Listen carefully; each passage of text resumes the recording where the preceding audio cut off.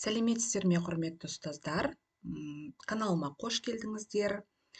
Бүгінде қызықты, ерекше шаблондарды ұсынатын PowerPoint Base деп аталатын платформаны, сайтты ұсынатын боламын. Ол жерде сіздер өздеріңізге ұнаған қызықты бір презентацияларды өздеріңізге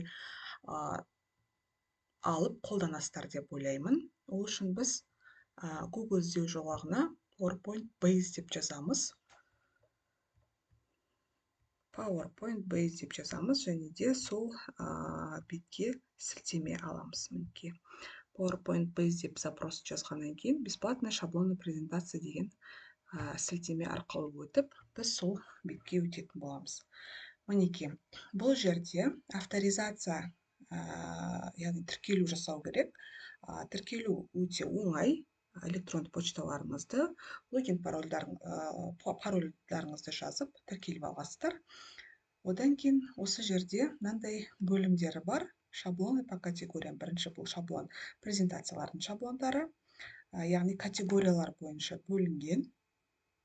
Өте ерекше, түстік гаммалары да өте сондай қанық, түрлі мынандай ашық фондағы, түрлі жарқын фондағы түрлі шаблондар сіздерге ұсынылады. Премиум шаблоны бұл ақылы шаблон, видео фонындағы шаблондар бұлар да ақылы. Сонымен қатар диаграммалар да бар, өте ерекше диаграммалар. Бұл диаграммаларды да өздеріңіздің қажеттеріңізге жаратсаңыздар болады. Бұлар да осы PowerPoint-тың форматында PowerPoint ретінде жүктеледі. Өзіңізге ұнаған кез келген диаграмманы алып, сөздерін өзгертіп, қолдана берсеңіздер болады. Өте көп шаблондар, диаграммалардың барлығы тегін, қайсысы ұнаса, соны жүктеп алып, қолдана бересіздер. Ең бір кішкентай ғана кемшілігі деп айтып кетсе болады. Бұл бізде мына жерде төмен жақта PowerPoint Base деген водяной знак дейміз. Сол водяной знагы көрініп тұрады. Енді ол аса қатты бір кемшілік деп айта алмаймын. Өйткені аса қатты білінбейді, бірақ жалпы сіздер оны кесіп алып тастасаңыздар да болады, егер де қатты артық десеңіздер. Бірақ жалпы бұл жерде көптеген нұсқалар ұсынылып отыр. Өте керемет диаграммаларды қолданып, презентацияңызды одан ары көрікті, тартымды, визуалды түрде жинақы етіп жасауға болады. Әсіресе бір ашық сабақтарда, ерекше бір конкурстық жұмыстарды ұсыну керек болған кезде таптырмайтын диаграммалар, шаблондар деп ойлаймын. Енді біз диаграммалардан өтіп, мінекей шаблон, презентацияның шаблондарына қайта келетін болсақ, бұл жерде мынандай категорияларға бөлінген. Мысалы, абстракция дейді. Одан кейін мынандай ешқандай бір адамдардың суреті жоқ, яғни абстракциялармен берілген презентацияның фондары көрсетілген. Өте тоже пайдалануға болады деп ойлаймын. Ешқандай артық дүниесі жоқ. Мысалы, түрлі өте қанық түстегі, әдемі түсті гаммасы жақсы құрастырылған осындай презентацияларды қарауға болады. Немесе бизнес тақырыбында бір презентация жасайтын болсаңыз, мінекей осындай керемет үлгілерді қолдануға болады. Әрқайсысын ашып, мысал үшін, мына шаблонды қарайтын болсақ, шаблонды ашамыз. Байқасаңыздар, неше рет 13372 рет жүктелген екен бұл слайд. Бұл жерде мінекей мынандай 2 слайд беріледі. Негізгі бірінші беті, одан кейін екінші слайд, одан кейін ары қарай осы слайдты дублировать етіп, көбейтіп, ары қарай тақырыбыңызды толықтыра бересіздер. Бұл слайдтарды жүктеу үшін мына жерде төмен жақтағы скачать деген батырманы баспаймыз. Біз оң жақтағы мінекей формат деп тұр ғой, 16:9 1006 деген PPTX деген сілтемені басасыздар. Сол жерде міне оң жақ жоғары жақта жүктеу процесі жүріп жатыр. Яғни біз осылай жүктеп алып өзімізге ұнаған кез келген презентацияның шаблонын қолдансақ болады. Қазір біз оны мінекей жүктелді. Қазір ашып қараймыз. Сол сияқты қара фондағы мінекей өте керемет бір презентациялардың үлгілерін қарауға болады. Мынандай бір ерекше енді бұл тақырып бизнес тақырыбында болды, Енді біз обучениені көрейік. Біздің тақырыбымызға байланысты обучениеға қатысты осындай презентацияларды жүктеп алсаңыздар болады. Мінекей мынау да бір ерекше презентация деп ойлаймын, шаблоны. Одан кейін өте көп мінекей кітапханаға байланысты егер презентация жасау керек болатын болса, мысалы образование бөлімінде 2 беттен тұрады екен презентациялардың саны. Мінекей математикаға қатысты мынандай үлгідегі презентация бар екен. Сонымен қатар егер спортқа қатысты керек болатын болса, мінекей тоже осылай ашып қарап қажетін өздеріңіздің қажеттеріңізге қолдансаңыздар болады екен. Мысалы, мынау дизайнға қатысты өте керемет.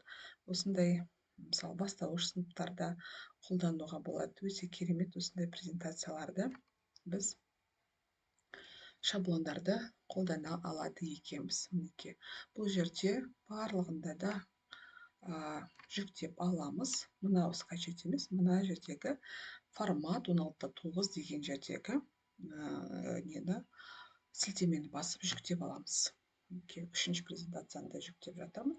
Мінекей мынандай слайдтардан тұрады екен. Осы жердегі слайдтардың барлығын біз өзгертіп, өзіміздің мәтінімізді қойып, осылай ерекше сондай тартымды презентацияларды жасай алады екенбіз. Енді жаңағы жүктелген презентацияларымызды ашып көрейік. Соның ішіндегі соңғы жүктегеніміз мынау презентация 10.06 нөміріндегі презентация болған. Яғни бұл біздің жаңағы бизнесқа қатысты бизнес тақырыбындағы презентация. Яғни бұл жерде тақырыбын оңай өзгерте аласыздар. Қазақша шрифт барлығында оқиды. Дәл осылай, мысалы, келесі презентацияны оң жақ батырманы басып, дублировать слайд деп, слайдтарды көбейтіп, мысалы үшін бір жерінде осы стильді қалдырсаңыз, келесі жерінде, мысалы үшін мынандай артық дүниелерді алып тастап, өзіңіз мәтін қойып, сурет қойып деген сияқты осы стильді қалдырып, ары қарай өзіңіздің фантазияңызға қарай өзгерте берсеңіз болады.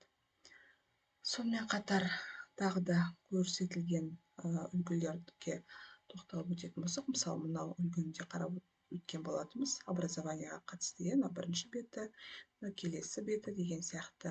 Ары қарай өздеріңіздің қажеттеріңізге қарай керек слайдты көбейтіп алып, ары қарай уже жұмыс жасай беруге болады. Дәл сол сияқты соңғы біздің жүктеген шаблонымызды қарағым келіп тұр. Яғни ол мінекей жүктеу деген жерде бұл бізде қандай нөмірде 1047 деген нөмірде болған болатын. Яғни загрузкенің ішінде мінекей мынау осы шаблон маған ерекше ұнаған болатын. Бастауыш сыныпқа да қолдануға болады. Сондай өте тартымды, әдемі жасалған презентация.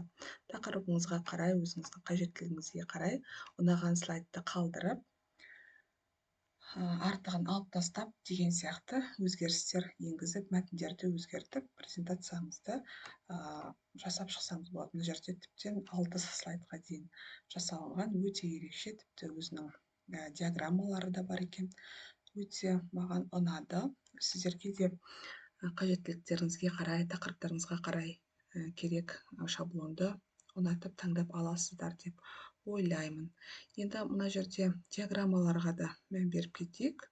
Бұл жерде мысалы үшін кез келген диаграмманы жүктеп алуға болады. Мысалы үшін мынау диаграммаға қарасақ болады. Немесе мынау диаграммаға өте бір ерекше диаграммалар. Оның барлығында жүктеп өзімізге қажетін алсақ болады. Яғни диаграмманың өзін таңдайсыздар. Сосын мына жерде rar деп тұр, яғни архив түрінде жүктеледі. 159 rar деп. Сол архив түрінде жүктелген материалды архивтан шығарып аласыздар. Архивтан шығарып аламыз осы папканың ішіне. Содан кейін сол жерден өздеріңіз, ол да презентация ішінде болады, қажетін аласыздар.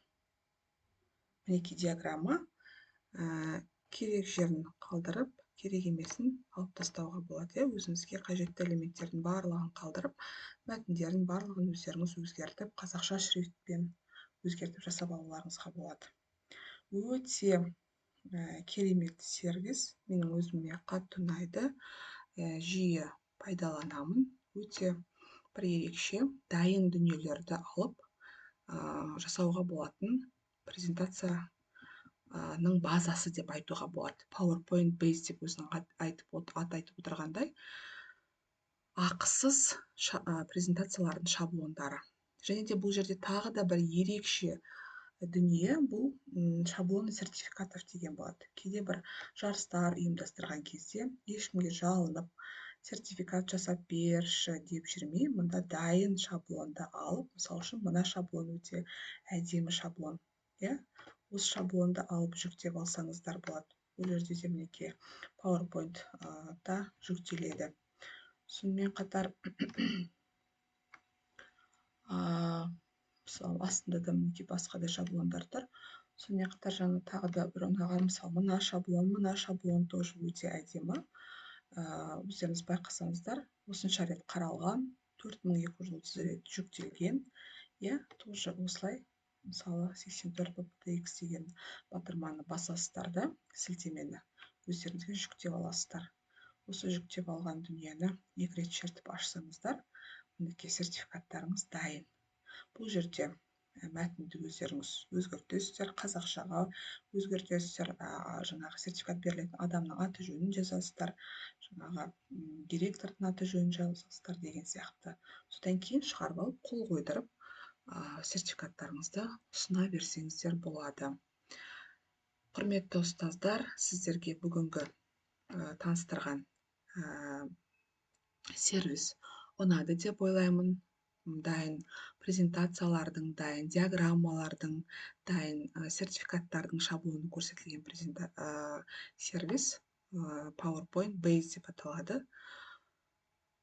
Ұнағанына сенімдімін. Алда тағы да осындай ерекше, креативті, дайын шаблондар ұсынылатын презентациялардың базаларын ұсынатын боламын. Назарларыңызға рахмет. Қазақша контентті қолдап, лайк басып, комментарий жазып, әріптестеріңізбен бөлісіп отыруларыңызды сұраймын. Рахмет.